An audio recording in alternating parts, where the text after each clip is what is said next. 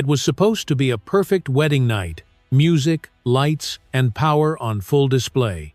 But when a millionaire husband suddenly slaps his pregnant wife in front of hundreds of guests, that one act doesn't just break her heart, it ignites a storm that will destroy an empire. Because when his father, the powerful CEO, watches the security footage and sees what his son has done, he makes a choice no one expects. He turns against his own blood to stand with justice. What follows is a battle of family, betrayal, and truth. And believe me, you won't see the ending coming until we dive in. Tell us what time you're watching and where you're tuning in from. Drop a comment below. We'd love to hear from you.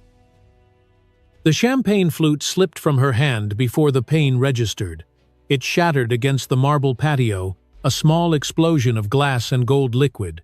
The next sound was louder, sharper, a human sound. Flesh against flesh. Dominic's palm hit Grace's cheek with such force that her head snapped to the side and a ripple of gasp swept through the garden. The music stopped mid-note. The string quartet froze. The bride's laughter died.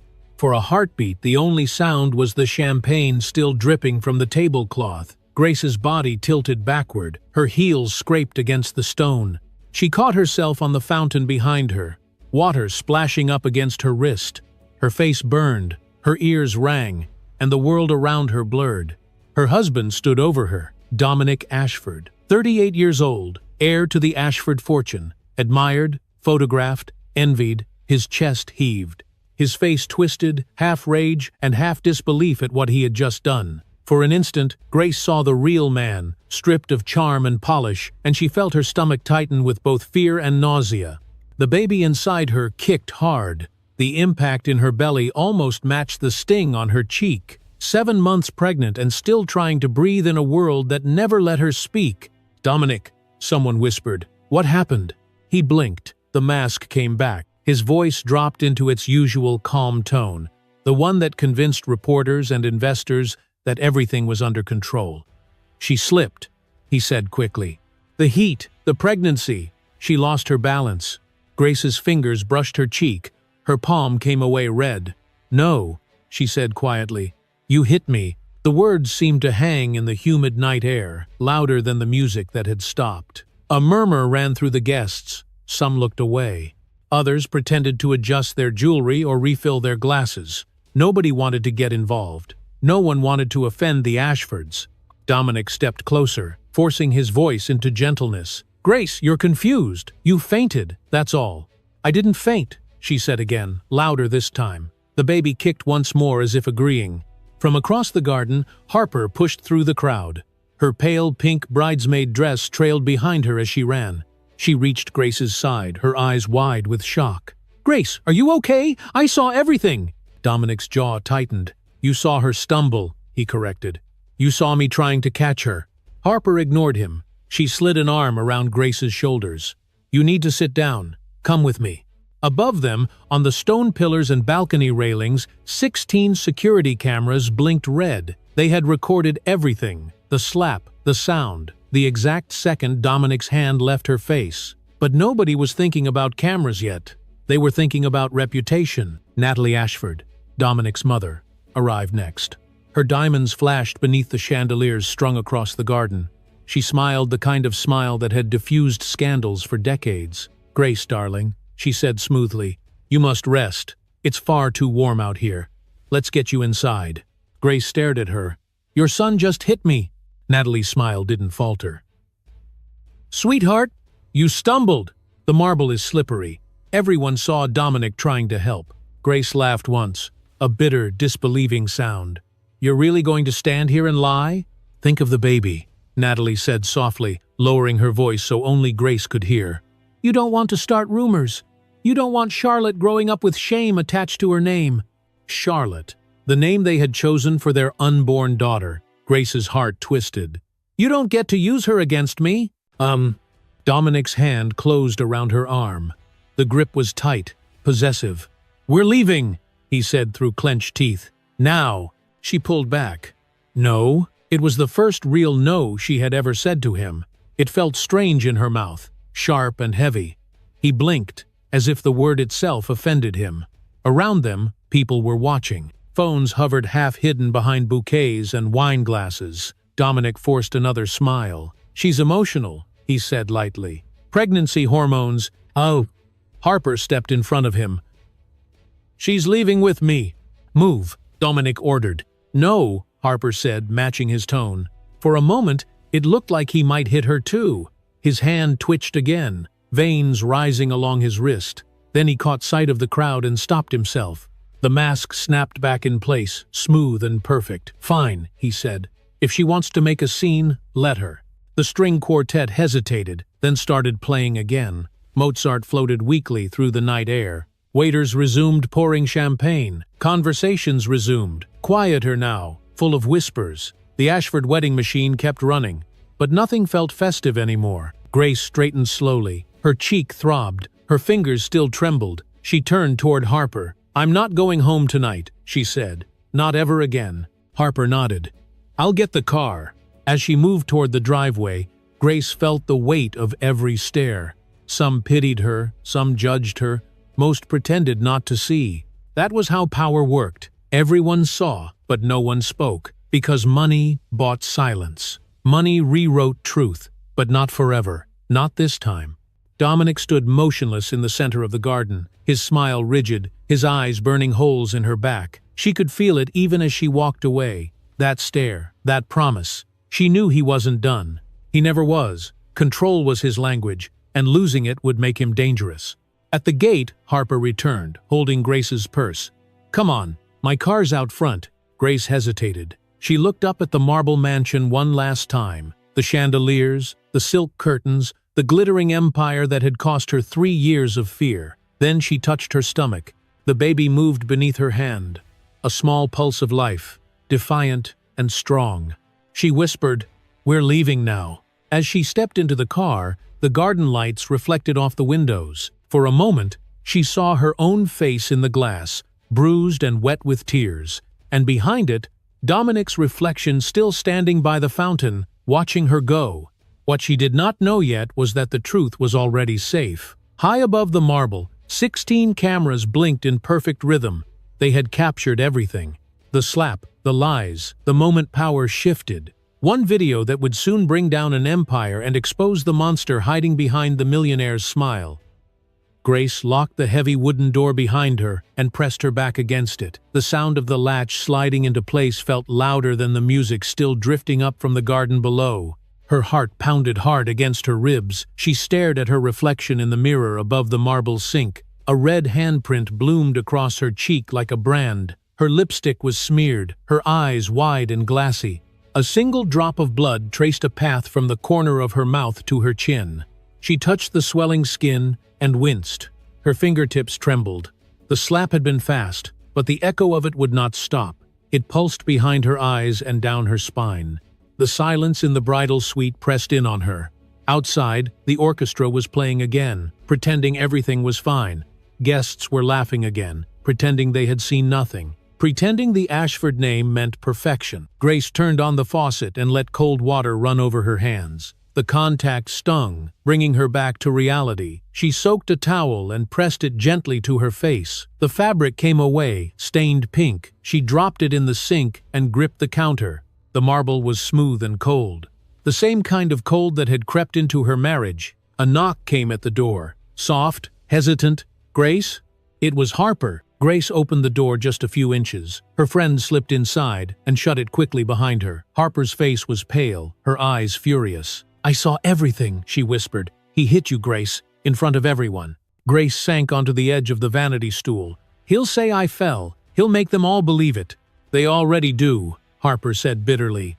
"His mother's out there telling people you fainted. I heard her myself. She's rewriting what just happened while your face is still bleeding." Grace pressed the towel to her cheek again. "She's done it before. They both have. Every time he hurts me, she cleans it up. Money, charm, and lies." Harper crouched in front of her. "How long has he been doing this?" Grace looked away. The truth was heavy, shameful. A year, maybe longer. It started small. Words, pressure, then shoving. Tonight was just the first time anyone else saw it. Harper took a deep breath. "You can't go back there. You can't let him keep doing this." "I have nowhere else to go," Grace said softly. No job, no apartment. He made sure of that. Everything I have belongs to him. Even the dress I'm wearing. Harper's expression hardened. Then we'll find another way. She stood and grabbed her phone. Owen Grant owes me a favor. He's the head of security. He can pull the camera footage from tonight before Dominic's lawyers bury it. Grace's stomach twisted. He'll destroy the recordings. Not if we get them first. Harper was already typing. If there's proof, they can't gaslight you anymore. Another knock came, louder this time. A man's voice followed, smooth, calm, practiced. Grace, please, baby, open the door. Dominic. Grace froze. The sound of his voice made her skin crawl. Don't, Harper mouthed. Grace didn't move. The doorknob turned slightly. The chain held. Grace, Dominic said, his tone full of fake remorse. I'm so sorry, I lost my temper. You know how much stress I've been under with the merger. Let me explain. Harper whispered. He's playing you. Grace swallowed hard. Go away, Dominic. He paused. His next words came quieter, edged with menace. You're embarrassing yourself. Everyone downstairs thinks you fainted. Don't make this worse. Grace felt tears sting her eyes. The same pattern, the same manipulation. Hurt her, then shame her, then make her doubt herself. She had lived it too many times. Harper grabbed her phone again. Owen says he's on it. He's making a backup now. We'll meet him tomorrow morning. Grace nodded, still staring at the door. He won't stop until he wins. Men. He's not going to win this time. The knocking stopped. Footsteps moved away down the hall. Harper peeked through the peephole. He's gone, for now. Grace exhaled shakily. The room seemed to expand with the silence. The chandelier above them flickered. The air smelled of roses and champagne, a cruel reminder of where she was supposed to be. A guest at a celebration, not a prisoner hiding from her husband. Harper went to the minibar and poured a glass of water. Drink. You're shaking. No. Grace sipped slowly. He always finds a way to make me the crazy one. That's what abusers do, Harper said. They twist reality until you don't trust yourself. Grace looked back at the mirror. I used to think he loved me. He said he'd take care of me. He wanted me to quit my job, stay home, rest for the baby. I thought it was sweet. Now I know it was control. Harper's phone buzzed. She read the message quickly. Owen confirmed he has copies from all 16 cameras. He said one of Dominic's lawyers already offered him $50,000 to delete them. Grace's stomach turned. He didn't take it, did he? No, he said he has daughters. He wants to do the right thing. For the first time that night, Grace felt a small spark of hope. Real evidence existed. Something solid. Something Dominic couldn't twist into lies. Harper touched her arm. We'll go to Owen tomorrow. You'll be safe at my place tonight. Grace hesitated. If I leave now, he'll follow me. He always does. Then we'll be careful. We'll sneak out through the kitchen. Grace stood slowly. Her legs were unsteady. She touched her cheek again, the skin still throbbing beneath her fingertips. The pain felt like proof that she wasn't crazy. I can't believe it took this for me to see what he is, she said quietly. Harper met her eyes in the mirror. You didn't want to believe it. None of us do, until it's too late. Lee. Down below, laughter returned to the garden. The orchestra shifted to a new song. The party continued as if nothing had happened. Grace and Harper stood in silence, listening to the music that now sounded haunting instead of joyful. Grace took one last look at herself. The red mark, the blood, the exhaustion. And behind her reflection, the faint outline of Harper's steady figure. I'm done pretending, she said. Harper smiled sadly. Good. Because this time, you're not alone. Lee?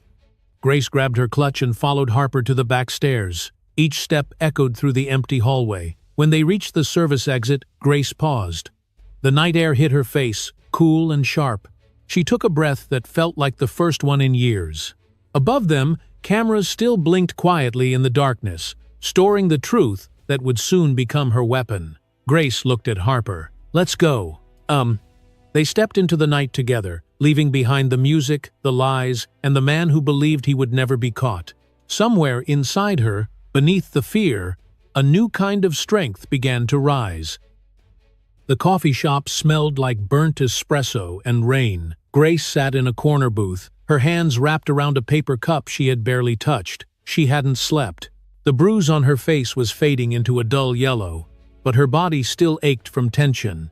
Every time the door opened, she flinched, half expecting Dominic to walk through it. Harper slid into the seat across from her, her hair pulled into a messy bun, her phone clutched tightly. "He's on his way," she whispered. "Owen said to keep your head down. Dominic's people are already sniffing around the security team. They know the footage exists." Grace's stomach turned. "He'll destroy it. That's what he does. He buys silence." "Not this time," Harper said. "Owen's not for sale." As if on cue, a man in his early 30s entered. He wore a dark security uniform with a badge clipped to his belt. His eyes scanned the room, sharp and cautious, before settling on them. He approached the table and took off his cap. "Mrs. Ashford?" Grace nodded nervously. "Yes. I'm Owen Grant." His voice was steady but low. "Harper told me what happened. I have something you need to see." He slid a black tablet from his bag and placed it on the table. The screen lit up, showing a paused video frame of the Ashford Estates rose garden. Grace's heart began to race. Owen tapped the play icon. The footage rolled silently at first. The crowd, the laughter, the music, the moment before everything went wrong. Then it happened. Dominic's hand lashed out. The sound of the slap filled the tiny cafe through the tablet speakers. Grace saw herself stumble, her head snap back, her palm fly to her cheek. The entire moment captured in brutal clarity. Her throat tightened. Watching it from outside her own body made it worse. It was undeniable, irrefutable, and horrifyingly real. "There are 16 angles," Owen said. "Everyone shows the same thing. No tripping, no fainting, just him hitting you." Grace couldn't take her eyes off the screen. "Why are you doing this for me? You could lose your job." Owen leaned forward. "Because I have 3 daughters. I wouldn't want them to live in a world where people like him get away with this. Your husband's lawyers contacted me within an hour. They offered $50,000 to erase everything. When I refused, they offered $200,000. Harper frowned. "Did you report that?" "I didn't have to. I made copies first." He pulled out a small external drive and slid it across the table toward Grace.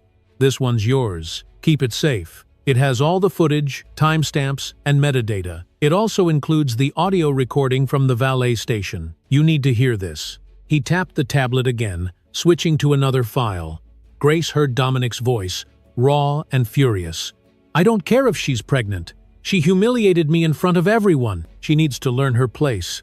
Then Natalie's calm tone followed. "Handle it quietly. Your father can't find out. The merger's too important. Pay her off if you have to, but make it disappear." The recording ended. Grace's hand shook as she pressed it to her mouth. "They were planning it. They were going to bury me." "Yes," Owen said. "But now you have proof." Grace looked at Harper, who nodded firmly. "We need to get this to someone who can actually help you. Someone higher than Dominic." "Len." "Richard," Grace whispered. "His father." Owen nodded. "Eleanor Price, his executive assistant, has been with him for 30 years. She's sharp, and she doesn't trust Dominic. I sent her a copy anonymously this morning. If anyone can make Richard see the truth, it's her." Grace blinked back tears. "He'll hate me. I'll destroy his family." Harper leaned forward. "He deserves to know what his son did. This isn't about hate, it's about justice." Owen nodded in agreement. "You're not destroying his family, Grace. Dominic already did that."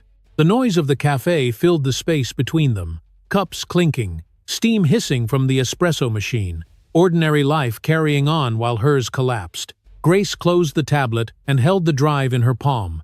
It felt heavier than it should, like it contained every secret she'd tried to hide. "What happens if they find out you gave this to me?" she asked. "They will," Owen said simply. "But I'm ready for that. My wife's packing bags tonight. We'll be gone before morning. I'll be fine." Grace's eyes filled with tears. "Thank you." Owen stood, placing his cap back on. "Don't thank me yet. What you do with that footage will decide everything. Once you use it, there's no going back." He left before Grace could respond. The bell over the door jingled, then silence. Harper leaned closer. "You heard him. We send this to Eleanor and make sure it reaches Richard. He's the only one with enough power to stop Dominic." Grace stared out the window. Rain streaked the glass, distorting the view of cars passing by. "If I send this, Dominic will come for me. He'll destroy me." Harper's voice softened. "He already tried, but you're still here." Grace nodded slowly. Her fingers tightened around the drive. The baby moved beneath her ribs. a small reminder of what was at stake. She opened her phone and created a new email to Eleanor Price. Subject: For Richard Ashford. Message: You need to see what your son has done. She hesitated over the send button. Once she pressed it, her old life would be gone. The parties, the penthouse, the illusions, all of it would vanish. Her finger hovered for 3 long seconds. Then she pressed send. Harper exhaled. That's it! It's done! Grace leaned back, her pulse hammering in her ears. There's no turning back now. Good, Harper said. Forward is the only direction that matters. Yeah. For the first time in weeks, Grace felt something close to relief. It wasn't happiness. Not yet, but it was strength. Real, solid strength. The kind that comes from choosing truth over fear. Outside, the rain had stopped. A thin ray of sunlight slipped through the clouds, landing across the table and catching the corner of the flash drive. It glinted like a warning and a promise at the same time. Grace stood. Let's go! And 7. As they stepped outside, the wet pavement reflected the pale morning light. The city moved around them, unaware that one small piece of plastic now held the power to topple an empire. In a black SUV parked across the street, a man watched them leave. He picked up his phone and spoke quietly. She has the footage. Then he started the engine and drove away. Grace didn't see him. She only felt the wind on her face, the bruise on her cheek, and the heartbeat of her unborn child steady against her palm. She didn't know it yet, but the war had already begun. The elevator ride to the 60th floor felt endless. Grace watched the numbers climb, while her reflection trembled in the mirrored walls. Her pulse thundered in her ears. Beside her, Eleanor Price stood straight and composed, her silver hair pulled into a tight bun, her expression unreadable. She had been Richard Ashford's assistant for 3 decades. She knew power, and she knew when it was about to explode. When the doors opened, the view of Manhattan stretched across the floor to ceiling windows like a painting of control. The city gleamed below, unaware that one of its richest families was beginning to crack apart. At the far end of the office stood Richard Ashford, tall and still, his gray suit immaculate, his presence cold enough to stop conversation. He did not offer his hand. He only said, "Sit down, Grace." She obeyed. Her palms were slick with sweat. The bruise on her cheek was mostly hidden under makeup, but it still ached. She had imagined this meeting all night, replaying every possible reaction he might have: anger, disbelief, pity. She was ready for anything except the silence that followed. Richard's eyes stayed on the city. "I watched the footage," he said finally. His voice was quiet but carried weight. "All 16 angles." Grace's stomach twisted. "Then you know it's true." "I know what I saw," Richard said. "My son struck his pregnant wife in public. He lied about it, and his mother helped him hide it." He turned toward her then, his face carved with lines of exhaustion and fury. "I built this family from nothing. I built our name, our company, our reputation. I gave my son everything, and he used it to humiliate a woman carrying my grandchild." Grace couldn't find words. She stared at her hands, at the faint tremor in her fingers. Eleanor placed a folder on the desk. "Mr. Ashford, the audio file is included. It confirms Natalie's involvement." Richard opened it and pressed play. Dominic's voice filled the office. "I don't care if she's pregnant. She made me look weak." Then Natalie's calm, poisonous tone followed. "Handle it quietly. Pay her off. Your father must never know." Richard stopped the recording. The silence that followed was suffocating. He exhaled slowly. "That woman has stood beside me for 40 years. And this is what she does in the shadows." Grace finally spoke. "I'm sorry you had to hear that." "You're sorry?" He turned toward her sharply. "You're the one who was assaulted. I'm the one who's ashamed." Eleanor stepped closer. "Sir, what do you want to do?" Richard straightened. "What I should have done a long time ago. End his control." He picked up the phone on his desk. "Get me James Caldwell," he said, "and contact the board. There will be an emergency meeting within the hour." He hung up and looked back at Grace. "You're safe now. He will never touch you again." Grace's throat tightened. "I don't understand. What are you planning?" "I'm removing him from the company, effective immediately. He will lose access to every account, every privilege, every ounce of power my name gives him." Her voice trembled. "He's your son." Richard's eyes softened for the briefest moment. "And you're carrying my granddaughter. One is a legacy I must protect." The other is a mistake I must correct. O'Brien. He walked to the window. His reflection shimmered against the glass. When I was a boy, my father worked in steel mills. He came home every night covered in soot. He never raised a hand to my mother, not once. He told me that a man who hurts the woman who carries his child stops being a man the moment he does it. I never forgot that. Grace listened, unsure if she was meant to speak. Richard continued, Dominic forgot. I won't. The door opened. James Caldwell, the family's attorney, entered with a stack of folders. He was sweating already, sensing the tension. Richard, what's this about? I was told it was urgent. Watch this. Richard handed him the tablet. James's brow furrowed as he played the video. His mouth parted slightly as the slap replayed from angle after angle. The audio followed, the ugly exchange between Dominic and Natalie.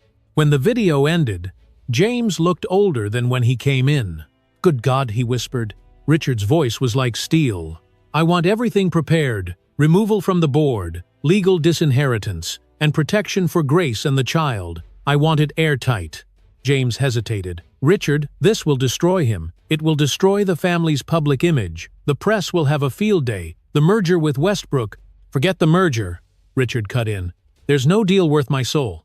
Grace felt the tears rising, but she blinked them back. She had expected resistance. She hadn't expected this kind of conviction. James gathered the folders slowly. And your wife?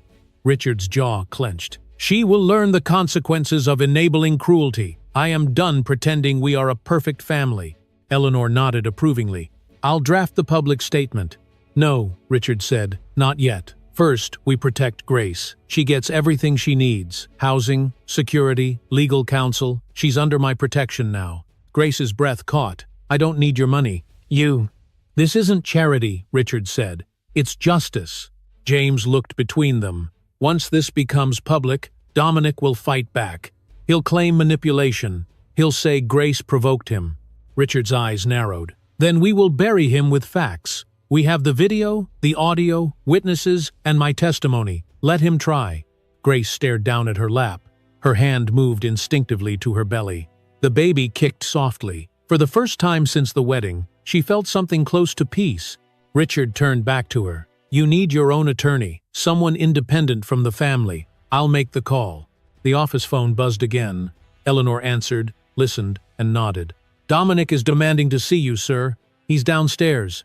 Richard's expression hardened. He's not coming up. Security says he's shouting at the desk. Then have them escort him out. If he resists, call the police. Grace's heart skipped. He's here? Richard met her eyes. He won't reach you. Vley. Eleanor disconnected the call. He's been removed from the building. For a moment, silence reclaimed the office. The storm outside the glass walls was beginning to clear. Sunlight broke through the clouds and painted the city gold. Richard looked out again and spoke quietly. Grace, you did the right thing. The truth always looks ugly at first, but it's the only thing that heals. Grace stood, unsure if she should thank him or apologize again. I didn't know what else to do. You did exactly what you needed to do, Richard said. Now let me handle the rest. Eleanor led her toward the elevator. We'll call you soon. Stay somewhere safe tonight. Things are about to move quickly. As the elevator doors closed, Grace looked back at Richard. He was still standing at the window, the city glowing beneath him, the weight of his decision visible in every line of his face. He whispered something to himself, too quiet for anyone to hear. But Eleanor, standing beside him, caught the words. A real man protects. He doesn't hurt. It was the same sentence he had spoken decades ago at his father's funeral. This time, it wasn't nostalgia. It was a vow. Downstairs, Dominic was already shouting into his phone, unaware that his world had just been erased. The Ashford penthouse on Park Avenue had never felt so quiet. Usually it hummed with the sounds of privilege, the clinking of crystal, the polite laughter of people who had never been told no. But that morning, silence filled every marble corner. Natalie Ashford stood at the breakfast table in her silk robe, her pearl necklace already fastened as if armor. She was staring at her phone. The message from Richard was short and sharp. Emergency board meeting. Attendance required. 10 a.m. She didn't know yet that this was not a meeting. It was a reckoning. Downstairs in the garage, Richard's black town car pulled out toward the corporate headquarters. In the back seat, he scrolled through documents Eleanor had prepared overnight. Termination letters, revocation orders, legal filings for immediate removal of Dominic Ashford from all company and family positions. Each page was like a nail, sealing the coffin of his son's legacy. Eleanor sat across from him, calm as ever. James Caldwell has the legal team ready. They'll execute the removal as soon as you sign. Richard nodded, his jaw tight. And the trust? Frozen as of 8 a.m., she said. He won't see another dollar from Ashford Holdings. For the first time that morning, Richard allowed himself to exhale. Good. Then we begin. At the same moment, Dominic woke in his penthouse suite, unaware of how fast the empire beneath him was shifting. His phone buzzed repeatedly. Missed calls, emails. His mother's message at the top. Your father called an emergency meeting. Find out what's going on. He scowled. Typical. Another tantrum about the merger.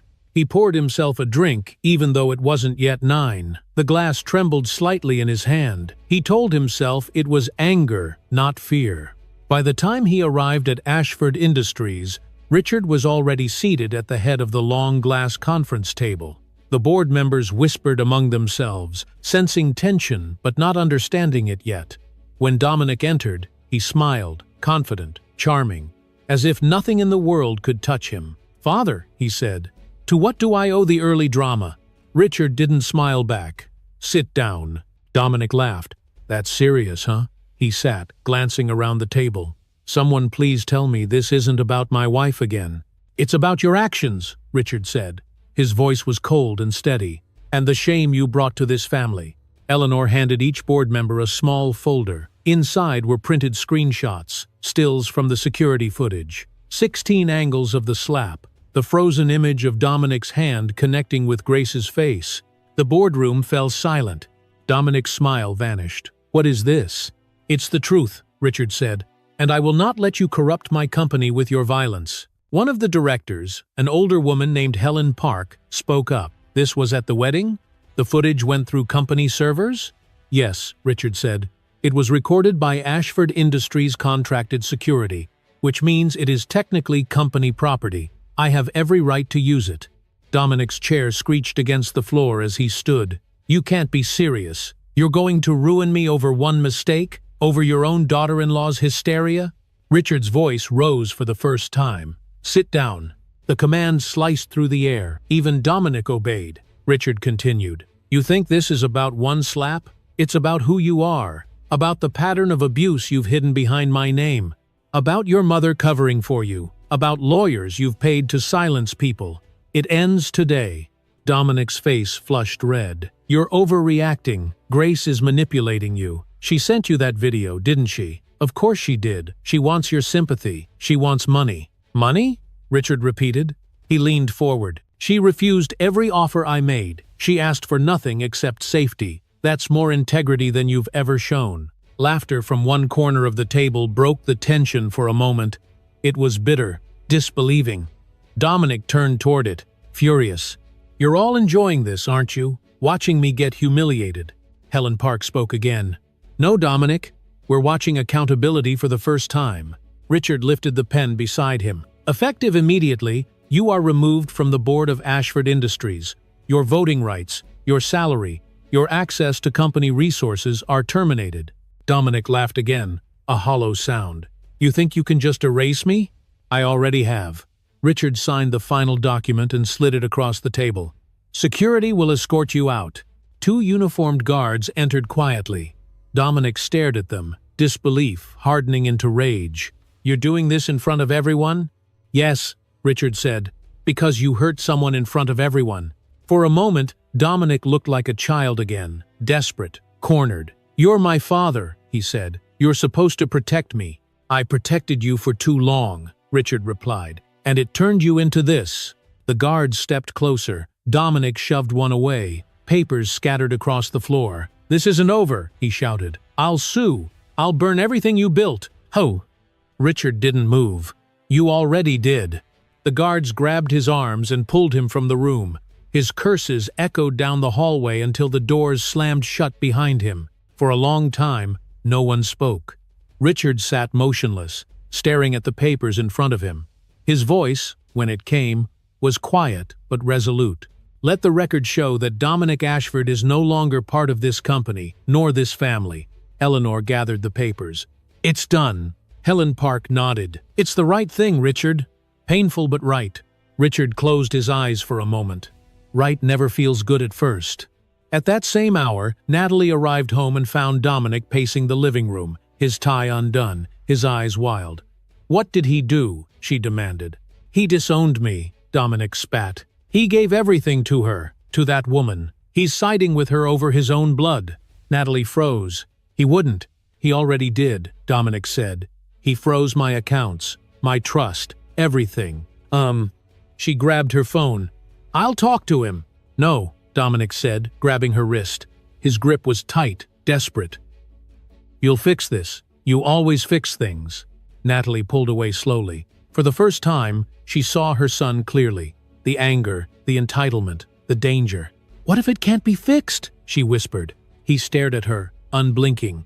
Then we destroy her. We destroy all of them. Natalie stepped back, her voice trembling. You sound like your father's worst fear. La. I sound like an Ashford, he said. And that means I don't lose. But somewhere deep down, he already had. Across the city, Richard sat alone in his office, staring out at the skyline. The sun was setting behind the glass towers. His reflection looked tired, older than he had ever felt. He whispered to the empty room, "Legacy means nothing without honor."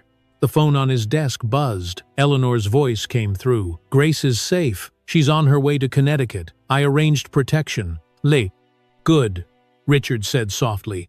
"Let's make sure she stays that way." Outside, the city lights flickered on. Somewhere beneath them, a war for truth and survival had just begun.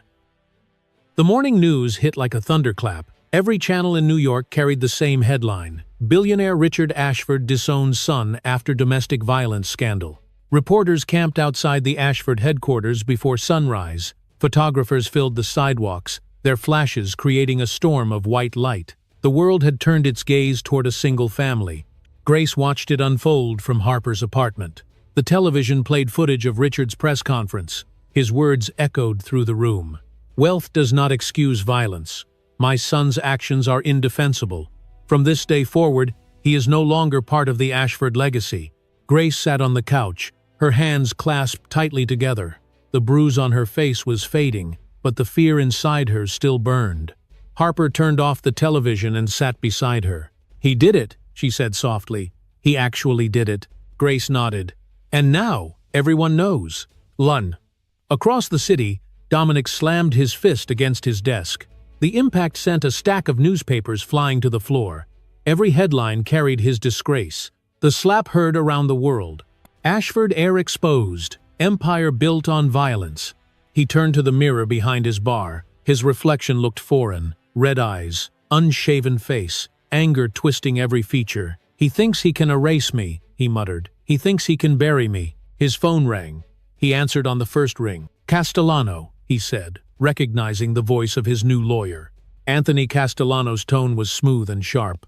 "I've seen the footage. It's bad, but I can fix it." "How?" Dominic asked. "We change the story. We don't deny the contact. We redefine it. She tripped. You caught her. She misunderstood. We paint her as unstable, hormonal, emotional, a victim of her own imagination. The public forgets quickly if we feed them the right story." Dominic clenched his jaw. "You think that will work?" "It's not about truth," Castellano said. "It's about perception, and perception is a product I sell very well." That afternoon, Dominic and Castellano stood before a wall of microphones. Cameras flashed. Dominic wore a navy suit, his expression carefully rehearsed. Castellano spoke first, his voice confident and professional. "My client deeply regrets the misunderstanding at his cousin's wedding. Mrs. Ashford has been under considerable stress during her pregnancy. The incident has been exaggerated by the media and exploited by those seeking attention." Dominic stepped forward, lowering his gaze as if humbled. "I love my wife," he said. "I love our unborn daughter. I would never intentionally harm them. This has been taken out of context. I ask for privacy as we work to heal our family." The reporters shouted questions, their voices overlapping. "Mr. Ashford, do you deny the video?" Is it true your father disowned you? Have you spoken to Grace? Dominic raised a hand. I've said what I need to say. He turned and walked away, the cameras still flashing. The footage aired within the hour. Grace watched in disbelief. On every channel, Dominic's soft-spoken apology played on repeat. The same man who had hit her now looked like a broken hero. Social media split in two. Some called him a monster. Others called him a victim. The same lie repeated until it began to sound like truth. Harper threw the remote across the room. They're painting you as crazy.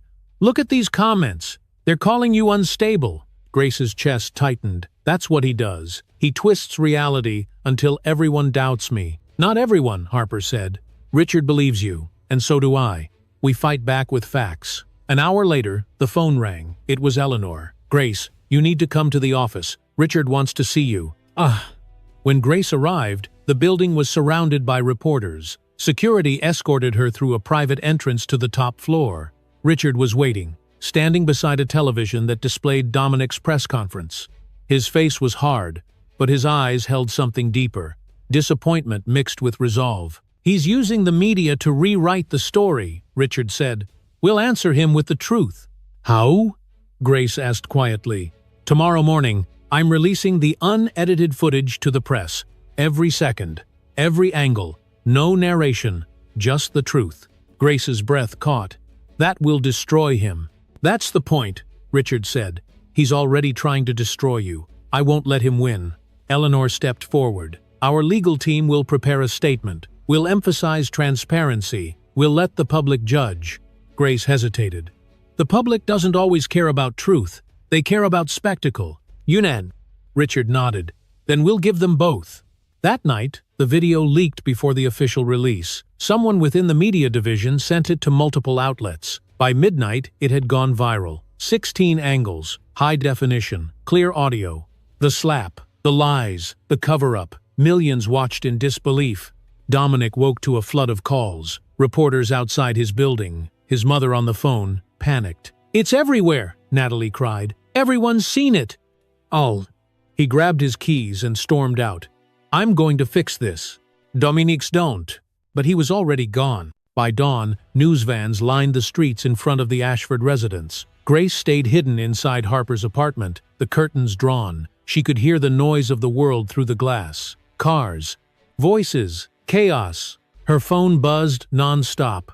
Messages from strangers, journalists, old friends. Some offered sympathy. Others accused her of destroying a good man. Harper scrolled through social media. The footage hit 20 million views overnight. Grace covered her face with her hands. I didn't want this. I just wanted him to stop. Across town, Dominic sat in Castellano's office. The lawyer looked grim. Damage control is no longer possible. The video is too clear. Your only chance now is to claim emotional distress. Say it was an accident, an outburst from stress. We pivot from denial to remorse. Dominic slammed his hand on the desk. I'm not apologizing again. You'll do whatever it takes, Castellano said coldly, because right now you're not just losing your company, you're losing your freedom. The district attorney is watching this. You could face assault charges. For the first time, real fear flickered across Dominic's face. He wouldn't let that happen. My father wouldn't let me go to jail. Castellano leaned back. Your father is the reason it will happen. Dominic stood abruptly and walked out. His phone rang again. This time, it was his mother. Dominic, please, listen to me. Your father means what he says. You need to leave town. Lay low. We'll figure this out. But Dominic wasn't listening. He was already planning his next move. That night, he stared out the window of his penthouse, the city lights flickering below. Every building, every light, every symbol of power now belonged to someone else. To his father, to Grace, to the truth. He whispered to the empty room, if they want war, they'll get one. Somewhere across the city, Grace felt a chill crawl down her spine, as if the night itself had whispered back. The air in Connecticut was cold and clean, nothing like Manhattan's metallic haze. Grace stood at the window of the safe house, watching the wind move through the tall trees. The house belonged to one of Richard's business associates, hidden behind miles of private land. No one could reach her here, or so everyone believed. Harper was asleep on the couch, her laptop still open beside her. A half-empty cup of tea had gone cold. Grace tried to close her eyes, but her body refused to rest. Every sound made her flinch. Every gust of wind felt like footsteps. Her instincts screamed that peace never lasted. Around midnight, she went into the kitchen to refill her glass. The floorboards creaked beneath her bare feet. The silence felt too heavy, like a breath held too long. She set the glass down and turned toward the door. That was when she heard it, the crunch of gravel outside. Slow, deliberate. Her heart jumped. She froze, listening. One step, then another. Someone was walking around the porch. Grace grabbed her phone. No signal. The storm earlier had knocked out the tower. She whispered Harper's name, but her voice came out thin and shaky. The front door handle rattled. Harper jolted awake. What was that? Before Grace could answer, a shadow passed the window. A man's silhouette, tall and broad, moving toward the side of the house. "Lock the back door," Grace said. "Now." Harper ran. Grace moved toward the front, her hands trembling. She remembered the emergency number Richard had given her, the one for private security. She dialed, but the call wouldn't go through. A second later, glass shattered in the hallway. The sound was sharp and violent. Grace screamed. Harper grabbed the fire poker from the fireplace and ran to her side. Then he appeared. Dominic. He stepped through the broken window, his coat soaked with rain, his eyes burning with fury. "You thought you could hide from me?" he said. His voice was low, almost calm, but something feral lived underneath it.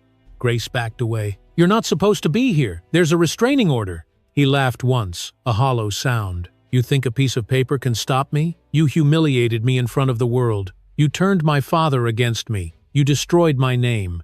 You destroyed it yourself," Grace said, her voice shaking. He took another step forward. "I made you. You were nothing before me. No one even knew your name." Harper raised the poker. "Take one more step and I'll put this through your skull." Dominic's eyes flicked toward her. "Stay out of this." "I'm not afraid of you," Harper said, but her voice betrayed her. Dominic moved fast, grabbing her wrist and shoving her aside. The poker clattered to the floor. Grace rushed to help, but he caught her by the arm. His grip was iron. "You belong to me," he said. "You and that baby." Grace tried to pull away. "Let go." "No. You think you can take my child away from me? You think you can live in one of my houses and call yourself free?"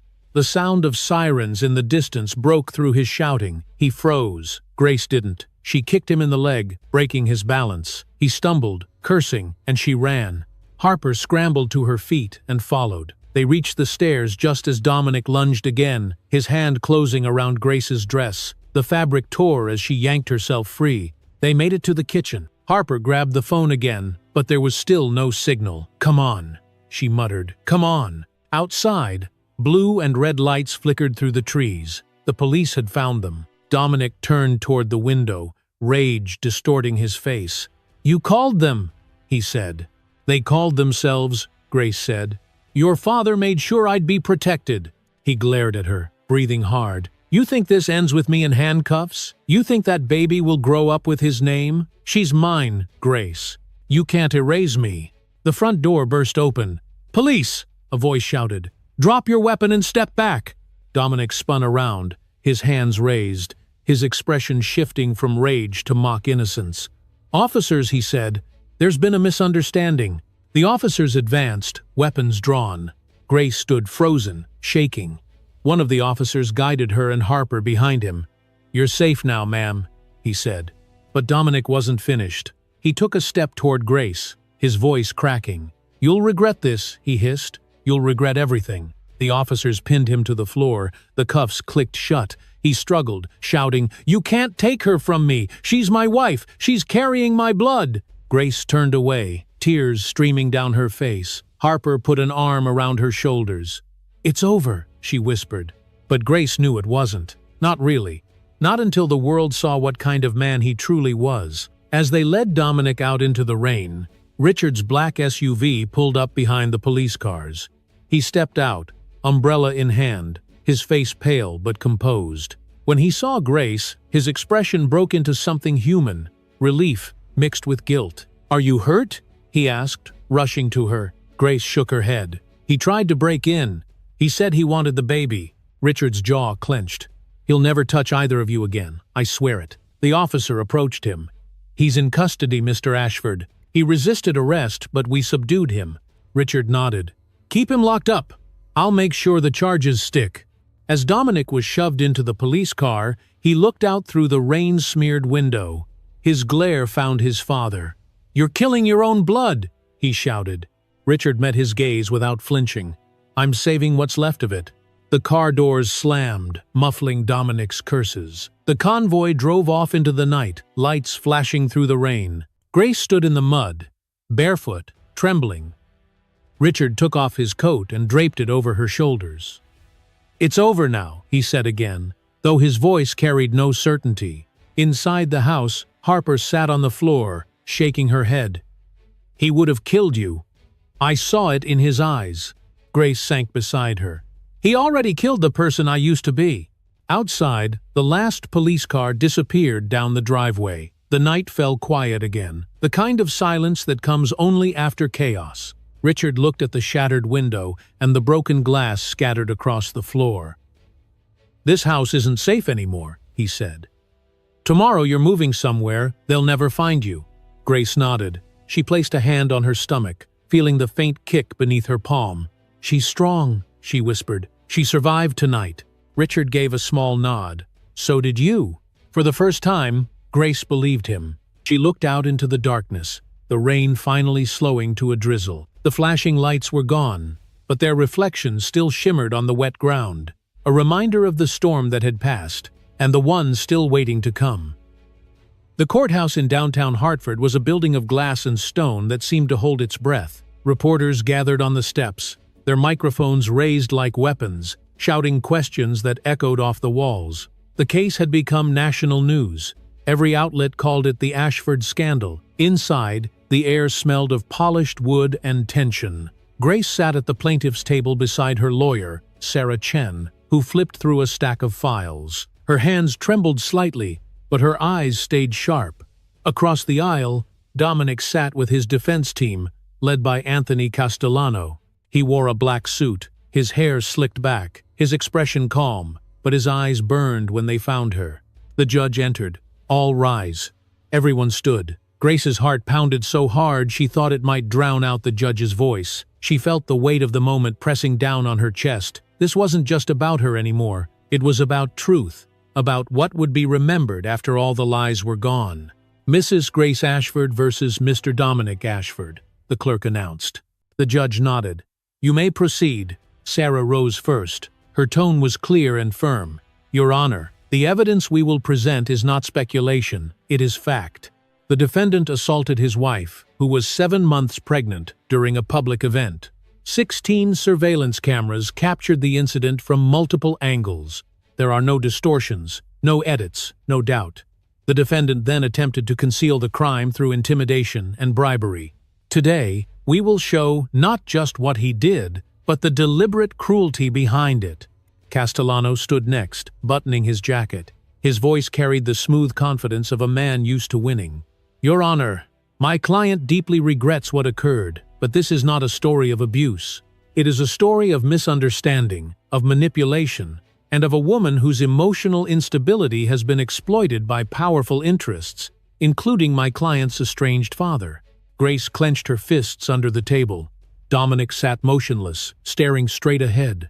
The first video played on the screen, the slap, the silence, the aftermath. Gasps rippled through the courtroom. Even the judge leaned forward slightly. Every sound, every angle, every detail was there. Dominic's hand connecting with her face, the crowd freezing, the lie that followed. Sarah paused the footage. "Your Honor, this is not the reaction of a man who accidentally brushed his wife. This is an act of violence, and this was not the first time." Grace swallowed hard. Her throat felt dry. She had relived this moment too many times, but seeing it projected on a 10-foot screen made it feel new again.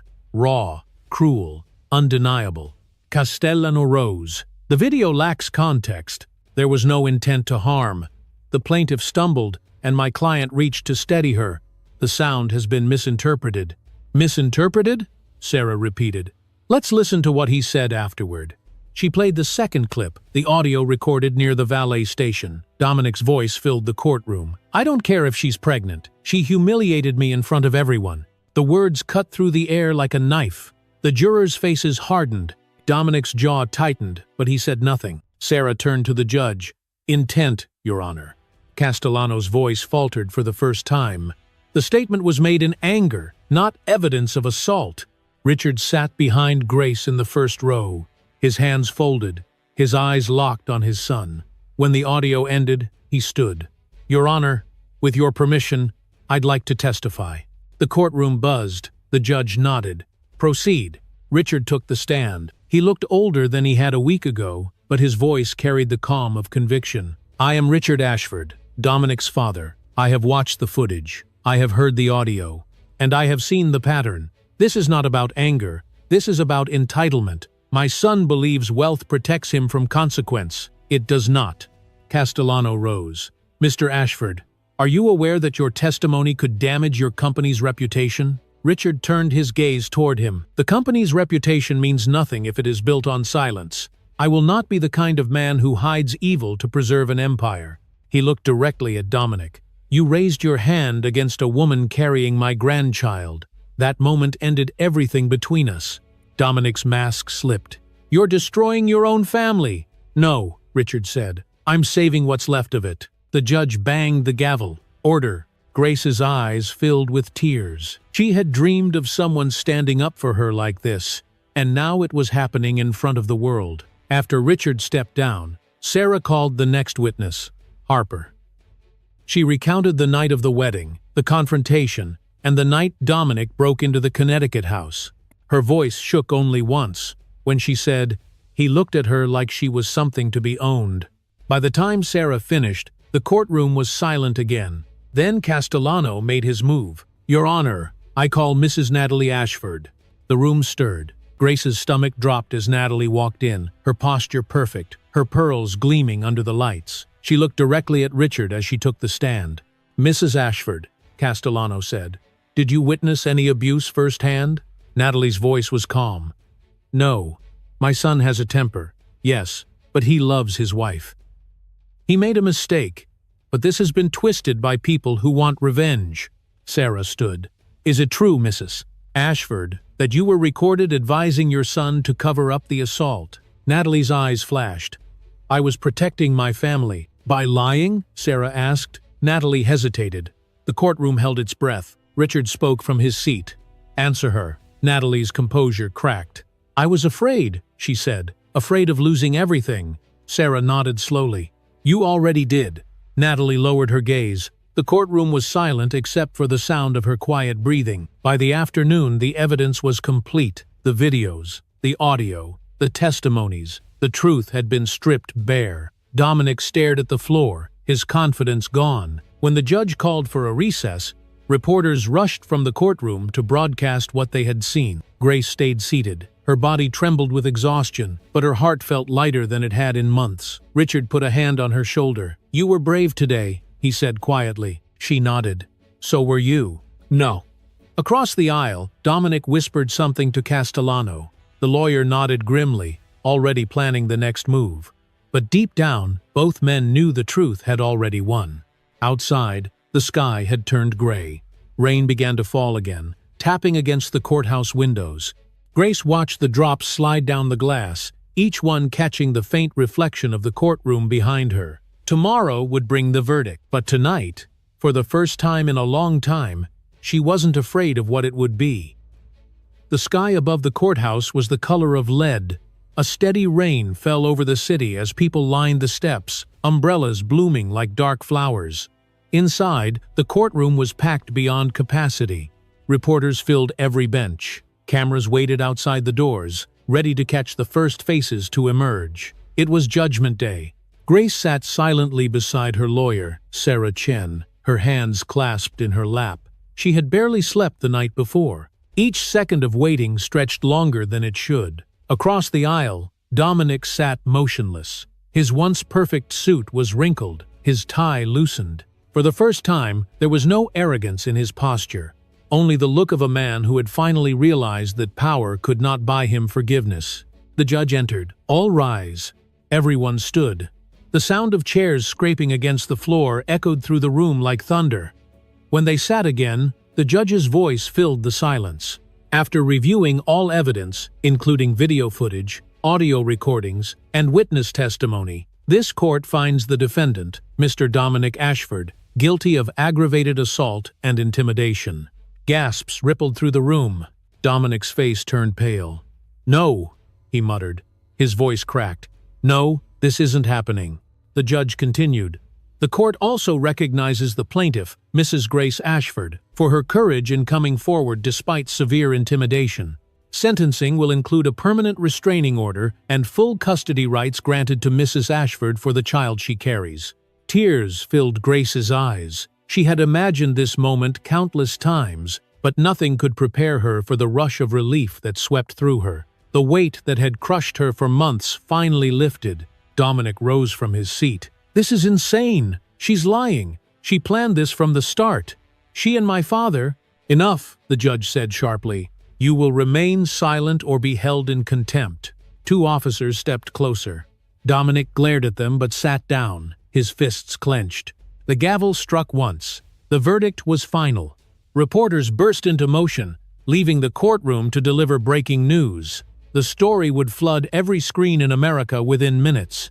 Grace stayed seated, frozen between shock and relief. Richard stood slowly from the back row and approached her. He didn't speak, only placed a hand on her shoulder.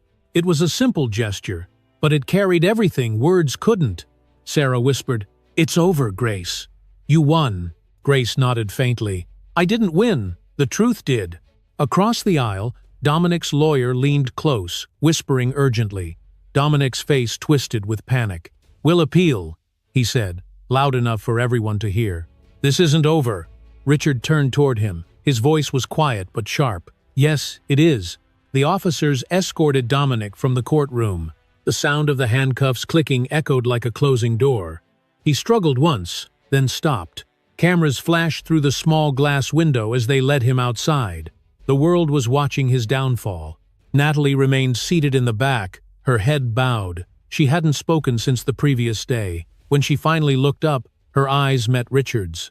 He gave her a long, unreadable look, then turned away. There was nothing left to say. Outside, rain pounded against the courthouse steps. Reporters swarmed as the police car pulled away. Dominic's face was visible through the tinted glass, pale and hollow. Once, he had been the face of power. Now he was the image of disgrace. Grace and Sarah exited through a side door, shielded by security. The flash of cameras followed them anyway. Voices shouted questions. "Grace, how do you feel about the verdict? What will you do next? Are you afraid of retaliation?" Grace paused at the bottom of the steps. The rain soaked through her coat, but she didn't care. "I feel free," she said simply. It was the only statement she would make. That night, she returned to the hospital for a final checkup. The baby's heartbeat thudded steadily through the monitor. The doctor smiled. "She's strong," he said. "You both are." Grace smiled weakly. "Hope," she whispered. "That's her name." Across town, Richard sat in his office, watching the live news coverage. The headlines scrolled across the screen. Ashford heir convicted. Empire in ruins. The anchor's voice carried a mix of awe and disbelief. "Richard," Eleanor said quietly, standing beside him. "It's done." He nodded. "No, not yet. Now we rebuild." He turned off the television. For the first time in years, the office felt still, almost peaceful. He thought about everything he had lost. His marriage, his son, his company's flawless image.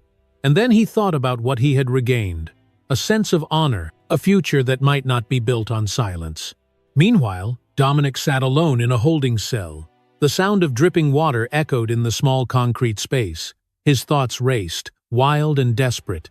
He replayed the slap again and again in his mind, trying to justify it, trying to blame her, trying to believe he was still in control.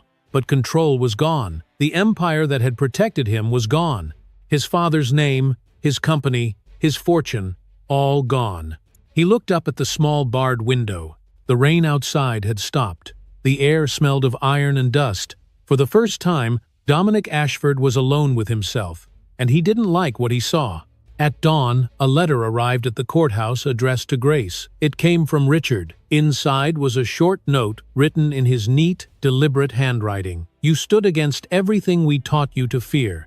That makes you stronger than all of us. When the world forgets, remember that truth never does. R.A."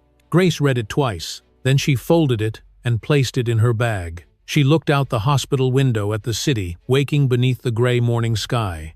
For the first time in months, the light didn't feel harsh. It felt clean. Later that morning, Sarah arrived with a smile. "The restraining order is permanent. You and your daughter are officially safe." Grace nodded. "Thank you." "Where will you go now?" Sarah asked. "Home," Grace said. "Wherever that finally is." "None." As she walked out of the hospital, the air smelled of rain and sunlight. A photographer tried to follow her, but security turned him away. She stepped into the waiting car where Harper was already seated. Her friend smiled through tears. "You did it." Grace shook her head. "We did it." The car pulled away from the curb, blending into the slow morning traffic. Behind them, the courthouse faded into the distance. The chapter of fear was closing. Ahead of them, the world opened again, vast and uncertain but full of possibility. For a moment, Grace placed her hand on her stomach. The baby kicked softly, steady and alive. She whispered to herself, "We're free now." The city moved around them, indifferent and endless. But for Grace, the world had changed forever. A full year had passed since the verdict, but in Grace's memory, the courtroom still echoed. The sound of the gavel, the judge's words, and the hum of whispers after Dominic's conviction lived in her mind like an old song she could not forget. The city had moved on, as cities always do, but her life had been reborn from the wreckage. It was spring in Los Angeles, and the morning sunlight spread gently across the glass facade of a new building in downtown. Its sign glimmered softly under the rising Sunday Hope Foundation. The letters were etched in silver, simple and proud. The foundation provided legal aid, housing, and counseling for women who had survived domestic abuse. The name had been her idea. Hope was more than her daughter's name. It was the meaning of everything she had fought for. Inside the lobby, journalists and guests gathered for the grand opening. Flowers lined the marble floor. The air was filled with quiet anticipation. Grace stood near the podium, holding her daughter in her arms. The little girl had her father's gray eyes, but none of his darkness. She smiled easily, her small hands clutching the locket around her mother's neck. Harper stood beside the podium, adjusting the microphone. "You're ready?" she asked. Grace smiled faintly. "As ready as I'll ever be." She stepped forward. The room fell silent. Cameras pointed toward her, waiting. Grace's voice was calm but steady. "1 year ago, I stood in a courtroom and told the truth. I was terrified, but I knew silence would destroy me more than his hands ever could. Today, I stand here not as a victim, but as a survivor. The Hope Foundation exists, so no woman has to face what I faced alone." Applause filled the hall. She continued, her eyes bright but dry. "When I was trapped, I believed that love could fix cruelty, that if I tried hard enough, he would change. But love cannot heal what chooses not to be healed. What heals us is truth, and what saves us is the belief that we deserve better." At the back of the room, Richard watched quietly. He stood beside Eleanor, who smiled softly, her usual stoicism replaced by warmth. Richard looked older now, his hair silver at the temples, but his eyes still carried strength. When Grace's speech ended, he was the first to stand and clap. After the ceremony, the two of them walked outside together. The air smelled of fresh flowers and sunlight. Grace shifted her daughter to her other arm. Richard looked down at the baby and smiled. "She has your smile," he said. "She has your strength," Grace replied. He nodded. "I never thought I would find peace again, not after what happened." "Peace doesn't come from forgetting," she said softly. "It comes from facing it." They stood in silence for a moment, watching the press pack up their equipment. Across the street, a billboard still carried the fading headline from last year's scandal: "Ashford heir sentenced." Soon, even that would be replaced by newer news, newer chaos. But for Grace, the silence between those headlines was enough. Later that afternoon, Grace returned to her home in Pasadena. The sun cast long golden beams through the living room windows. Harper was in the kitchen, preparing tea, while Sarah Chen sat on the sofa reading a legal brief. They had all become family in a strange way, bonded by the fire they had walked through together. Harper looked up. "So, how does it feel to own a foundation that already has a waiting list of women asking for help?" Grace smiled. "It feels like purpose." Sarah closed her file. "Richard's lawyers finalized the paperwork this morning. Hope's trust fund is permanent. It can't be touched or revoked, not even by him." Grace nodded slowly. "Good. That's how it should be." For a brief second, the room was quiet again. Then her daughter stirred in her arms, letting out a small cry. Grace rocked her gently. "Shh, baby. It's okay." Harper leaned closer. "She's growing so fast. She looks just like you when she smiles." Grace kissed the baby's forehead. "She's everything he tried to destroy and everything he couldn't." Outside, the light began to fade. The sky turned a soft orange, melting into pink and violet hues. Grace walked to the window and looked out toward the horizon. Somewhere beyond those clouds was the memory of everything that had broken her. Somewhere in that distance, Dominic was still serving his sentence, alone, forgotten by the empire he once ruled. She closed her eyes for a moment, letting the peace sink in.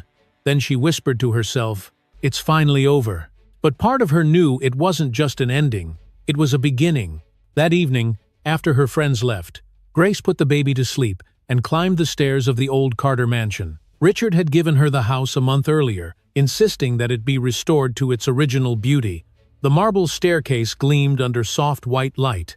The fifth step, the one where she had fallen during the worst night of her life, still bore a faint crack, a scar the builders had wanted to fix, but she refused to erase. She held a small bouquet of light sky blue flowers in her hands, the same color as the dress she had worn that night. She placed the flowers gently on the fifth step and whispered, "For the girl who thought she was weak." Her voice trembled but didn't break. "And for the woman who learned she wasn't." The air felt warm and still. Through the tall window, the moonlight spilled across the marble, washing it in pale silver. The crack on the fifth step shimmered faintly, no longer a wound but a memory. Grace stood there for a long time, listening to the quiet house, to the soft ticking of the clock downstairs, to the sound of her daughter breathing peacefully in the nursery. Every sound felt like proof that life had continued, that she had survived. When she finally turned to go, she paused one last time at the top of the stairs and whispered a final promise. "You'll never know fear, Hope. Only strength, only love." Downstairs, the faint hum of the city reached through the open window. Somewhere outside, a breeze moved through the garden, carrying the scent of flowers through the night air. Grace walked back to her room, closing the door behind her. She lay beside her daughter, the baby's tiny fingers curled around hers. The moonlight fell across both of them, soft and steady. The world had changed. The scars remained, but they no longer defined her. And as the clock struck midnight, Grace smiled through the quiet. For the first time in years, she could breathe without pain. The darkness that had once ruled her life had finally given way to morning,